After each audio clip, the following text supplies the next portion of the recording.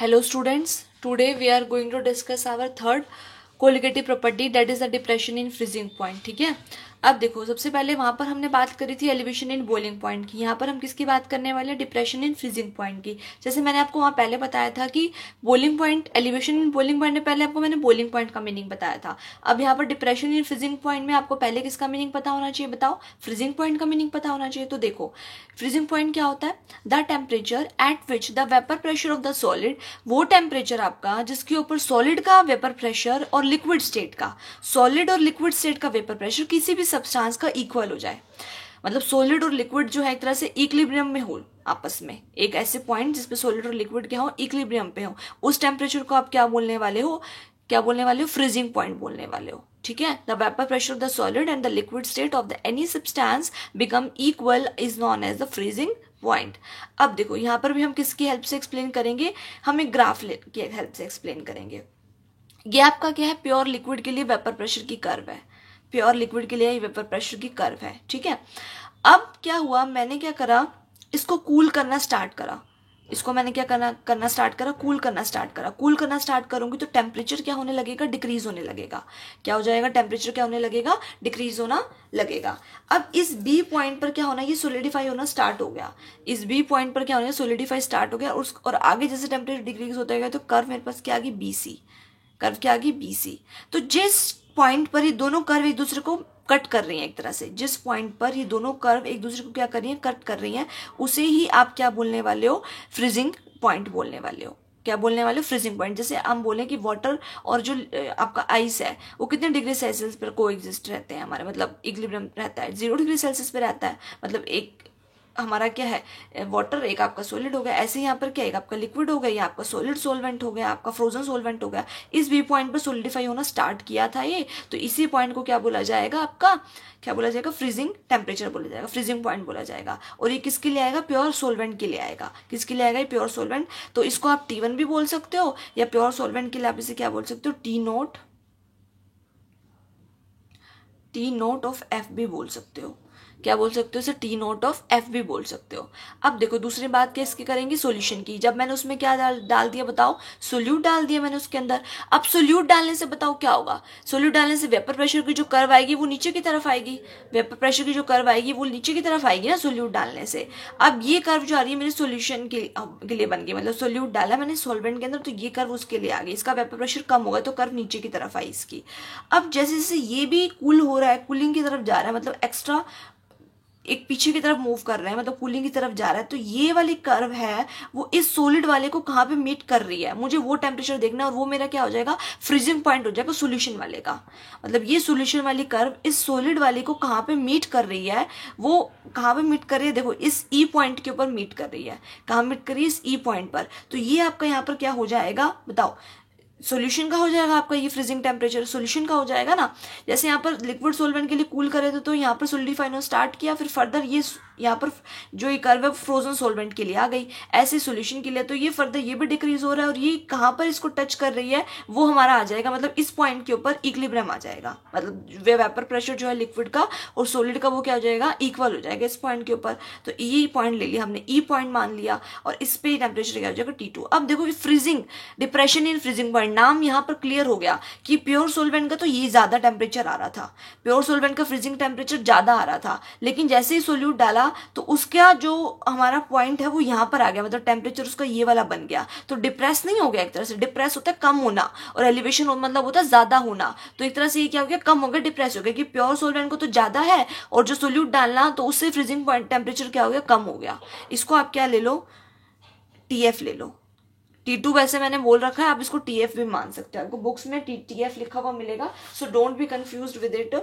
अब यहाँ पर हो गया डिप्रेशन का मीनिंग हो गया यहाँ पर। अब वहां पर जैसे एलिवेशन का मीनिंग आपको मैंने बताया था, देखो वहां पर प्योर सोलवेंट के लिए जो टेम्परेचर था वो कम था, प्योर सोलवेंट के लिए कम था, लेकिन सॉल्यूशन के लिए जो टेम्परेचर आ गया था, बॉइलिंग टेम्परेचर, वो ज्यादा आ गया था। इसलिए उसको बोला था एलिवेशन, क्योंकि प्योर सोलवेंट का कम था, सॉल्यूशन का ज्यादा आ गया था, इसलिए उसको क्या बोला था हमने? एलिवेशन बोला इसको। और लेकिन यहाँ पर क्या है? प्योर सोलवेंट के लिए जो टेम्परेचर है वो ज्यादा है, लेकिन सॉल्यूशन के लिए क्या हो गया? कम हो गया, है ना। तो इसलिए से क्या बोला? डिप्रेशन बोला।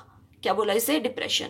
अब मुझे लग रहा है आपको क्लियर हो गया होगा कि डिप्रेशन और एलिवेशन का मीनिंग यहाँ पर क्या होने वाला है। अब यहाँ से डेल्टा टी एफ निकालोगे कि इतना डिप्रेशन इन फ्रीजिंग पॉइंट है तो वो किसके इक्वल होगा, हायर में से लोअर ही माइनस करोगे ना। हायर आपका प्योर सोल्वेंट का कितना है, T1 है, उसको क्या ले लिया मैंने, तो टी नोट एफ ले लिया, और उसमें से क्या माइनस कर दो, सोल्यूशन वाला मतलब T2। तो या तो आपको ये भी लिखा हुआ मिलेगा बुक्स में T note F minus T F, ठीक है। तो आपको समझ जाना कि T1 माइनस T2 यहाँ पर मैंने किसके लिए लिया है, T1 मैंने लिया मतलब प्योर सोल्वेंट के लिए, मतलब टी नोट एफ हो गया।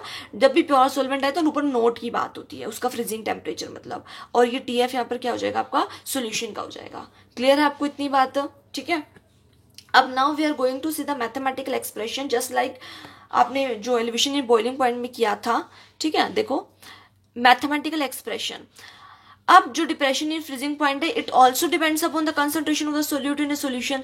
जैसे वहां पर मैं बोल रही थी कि elevation in boiling point depends upon the concentration of the solute in a solution, just like आप यहाँ पर भी क्या बोलेंगे कि जो आपका डिप्रेशन इन फ्रीजिंग पॉइंट है वो भी किस पे डिपेंड करेगा, कितना सोल्यूट प्रेजेंट है सोल्यूशन के अंदर, उसके अकॉर्डिंग आप फ्रीजिंग पॉइंट में डिप्रेशन हो जाएगा, है ना भाई। अब देखो delta T F is directly proportional to x2, मतलब मोल फ्रैक्शन ऑफ, बताओ जल्दी, बहुत बार बता चुकी मैं अब तुम्हें ये, मोल फ्रैक्शन ऑफ सोल्यूट, है ना, मोल फ्रैक्शन ऑफ सोल्यूट। अब देखो delta T F is equal to, sign हटाओगे तो क्या लगाओगे, कांस्टेंट k इंटू x2 लगाओगे, है ना। अब x2 वही क्या हो जाएगा, n2 by n1 plus n2, but in case of dilute solution what will you say कि मैम हम इसको नेग्लेक्ट कर सकते हैं, सोल्यूट वाले मोल्स को नेग्लेक्ट कर सकते हैं, so we will get n2 by n1, हमें क्या मिल जाएगा, n2 बाय n1 मिल जाएगा, है ना। तो n2 इसको इंटू 1 बाय n1 लिख दिया मैंने, कोई दिक्कत तो नहीं आपको यहाँ तक, ठीक है, क्लियर आपको इतना। अब देखो n1 आपको यहाँ पर क्या होगा, given weight by molecular weight, given weight by your molecular weight, लेकिन मॉलिक्यूलर वेट आपको यहाँ पर कहाँ आएगा, ऊपर की तरफ आ जाएगा, मॉलिक्यूलर वेट ऊपर की तरफ आ जाएगा ना, मतलब W1 बाय M1 बनना चाहिए था, तो M1 कहाँ चला जाएगा, ऊपर की तरफ चला जाएगा, बस और काम खत्म। अब देखो delta T F is equal to, अब जैसे मैंने वहां पे K इंटू M1 को एक कांस्टेंट K भी ले लिया था, ऐसे यहाँ पर ले सकती हूँ ना, K इंटू M1 को एक कांस्टेंट KF ले सकती हूँ मैं, क्या ले सकती हूँ, KF ले सकती हूँ। तो डेल्टा टी एफ मेरे किसके इक्वल आ गया, KF into N2 into 1 bye W1, ये मेरा आ जाएगा, हो ना, है ना, ठीक है ना, इतनी बात आपको समझ में आ गई होगी। अब उसके बाद देखिए आप,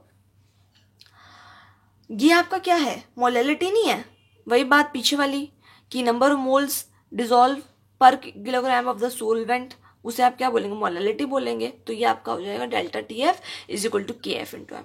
वहां पर आपका एक्सप्रेशन था, कोई चेंज नहीं था, वहां पर एक्सप्रेशन था delta T B is equal to K B into M, ठीक है। यहाँ पर एक्सप्रेशन क्या हो गया, delta T F is equal to K F into M, क्या हो जाएगा, delta T F is equal to K F into M, ठीक है। अब उसके बाद के एफ भी यहाँ पर कोई कांस्टेंट है, उस कांस्टेंट का नाम क्या, मोलल डिप्रेशन कांस्टेंट। वहां पर के बी जो कांस्टेंट था उसका नाम क्या था, molal elevation constant, molal elevation constant, और इसका नाम क्या, मोलल डिप्रेशन कांस्टेंट या क्रायोस्कोपिक कांस्टेंट, क्या बोलेंगे, या तो क्रायोस्कोपिक कांस्टेंट बोल दोगे इसे, ठीक है। ये आपका हो जाएगा मोलल डिप्रेशन कांस्टेंट। सिमिलर है जैसे वहां पे आपने किया था, आप दोनों को कंपेयर, लो मैंने दोनों आपके आगे रख दिया, आप दोनों को कंपेयर कर सकते हो कि कोई डिफरेंस नहीं है, बस वहां डेल्टा टीबी वाला एक्सप्रेशन था, या डेल्टा टीएफ वाला एक्सप्रेशन है, ठीक है, क्लियर, ओके। सो अब आगे देखिए आप, सिग्निफिकेंस ऑफ द के एफ का सिग्निफिकेंस, डेल्टा टी एफ हमारा किसके इक्वल आ जाएगा, के एफ इंटू एम के इक्वल आ गया, लेकिन जब मोलैलिटी क्या होगी, 1 होगी, लेकिन जब मोलैलिटी क्या होगी, 1 होगी, तो आपका यहाँ से डेल्टा टी एफ किसके इक्वल आ जाएगा, के एफ के इक्वल आ जाएगा। Means your molal depression constant may be defined as the depression of the freezing point. Molal elevation constant को कैसे डिफाइन करोगे आप, depression in the freezing point when the molality of the solution, जब solution की जो molality होगी वो आपकी क्या होगी, यूनिटी होगी, सोल्यूशन की मोलैलिटी क्या होगी, यूनिटी। दैट मीन्स कि कितने मोल सोल्यूट के 1000 ग्राम सोलवेंट में डिसॉल्व है, कितने मोल्स सोल्यूट के 1000 ग्राम सोलवेंट में डिसॉल्व है, ये आपकी क्या हो जाएगी, मोलैलिटी हो जाएगी, है ना। तो ये हमारा डेल्टा टी एफ किसके इक्वल आ जाएगा, के एफ के इक्वल आ जाएगा।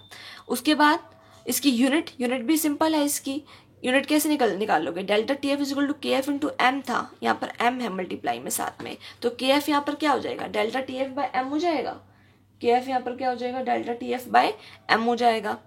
अब देखो डेल्टा टी एफ हमारी क्या है, केल्विन, इसका टेम्परेचर यूनिट क्या होती है, केल्विन, और मोलैलिटी वही क्या हो जाएगा, मोलल।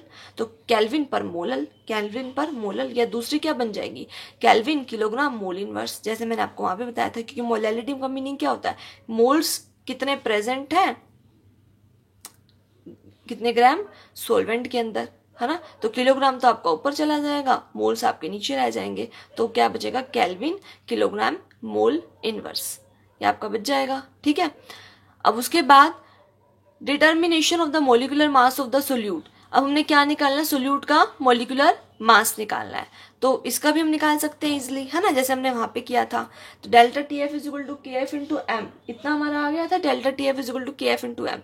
अब देखो के एफ इंटू एम, एम यहाँ पर हमारा क्या होने वाला है, नंबर ऑफ मोल्स कितने ग्राम सोलवेंट में डिजोल्व है, नंबर ऑफ मोल्स कितने ग्राम सोलवेंट में डिजोल्व है, ये आपका क्या हो जाएगा, एम हो जाएगा ना यहाँ से आपका।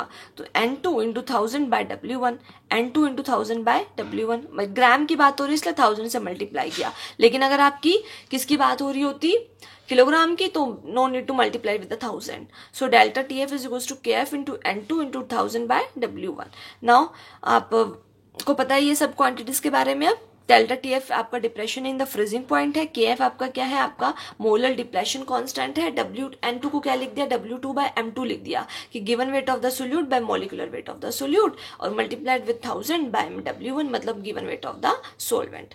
क्लियर आपको इतना, ओके। सो अब नाउ यू कैन से कि डेल्टा टी एफ यहाँ पर भी डायरेक्टली प्रोपोर्शनल किसके है, N2 के, डेल्टा टी एफ यहाँ भी डायरेक्टली प्रोपोर्शनल किसके है, N2 के डायरेक्टली प्रोपोर्शनल, मतलब number of moles of solute के डायरेक्टली प्रोपोर्शनल है। So it is also a colligative property, क्योंकि जब भी हम बोलेंगे कि डेल्टा टी एफ आपका जो भी कोई प्रॉपर्टी है जो आपकी नंबर ऑफ पार्टिकल्स पर डिपेंड कर रही होती है, तो वो आपकी क्या होती है, कोलिगेटिव प्रॉपर्टी होती है। So it is your colligative property, hence it is proved. Okay, so अब मैंने आपको पीछे भी एक इक्वेशन बताई थी, थर्मोडायनामिक इक्वेशन बताई थी के बी के लिए। अब देखो ये थर्मोडायनामिक इक्वेशन है, के बी के लिए बताई थी मैंने आपको, यहाँ पर किसके लिए, के एफ के लिए है, बट कोई चेंज नहीं है दोनों के अंदर, वहां पर भी यही थी आपकी। Let me show you once, देखो सेम इक्वेशन है, यहाँ पर के बी है, यहाँ पर के एफ है, आर इंटू टी नोट का square into M1, R into T naught का स्क्वायर इंटू M1, बट यहाँ पर आपका था डेल्टा एच ऑफ वेपराइजेशन, और यहाँ पर आपका क्या होगा, डेल्टा एच ऑफ फ्यूजन, है ना। यहाँ पर क्या हो जाएगा, डेल्टा एच ऑफ फ्यूजन, और मल्टीप्लाई किससे होगा आपका, 1000 से। ठीक है, बाकी चीज सारी सेम है, बाकी चीज वही है इसके अंदर, बस मैंने लिख दिया कि क्या चीज, हाँ एक चीज और भी तो चेंज है आपकी, देखो टी नोट यहाँ पर, वहां पे क्या था, फ्रीजिंग बॉइलिंग पॉइंट था प्योर सोलवेंट का, लेकिन यहाँ पर क्या है, हमारा फ्रीजिंग पॉइंट है आपका प्योर सोलवेंट का। ठीक है, टी नोट एफ भी लिख सकते हो ताकि कंफ्यूजन ना रहे।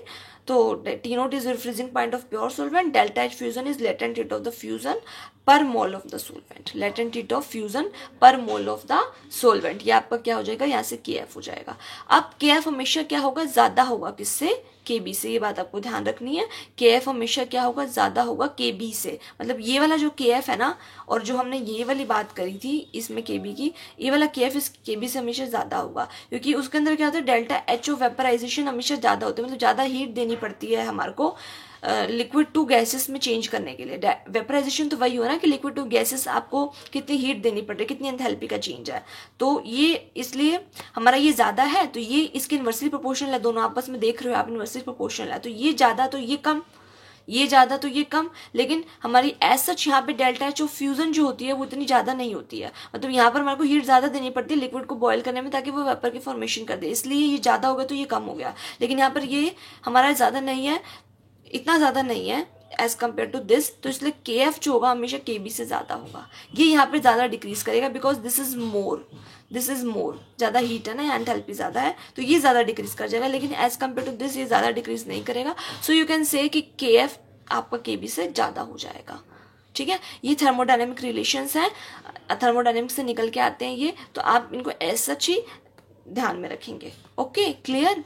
सो इससे नेक्स्ट में हम क्या करने वाले हैं, दोनों के न्यूमेरिकल्स को डिस्कस कर लेंगे हम, दो न्यूमेरिकल आपको दोनों के मैं करवा दूंगी अच्छे से इसके न्यूमेरिकल। ओके, आई होप इतना आपको क्लियर हो गया होगा जितना भी आज हमने किया। अगर आपको थोड़ा सा भी क्लियर नहीं हुआ सो बैकवर्ड जाके आप दोबारा देख सकते हैं वीडियो को। ठीक है, so if you like this video so please like it, share it and subscribe it.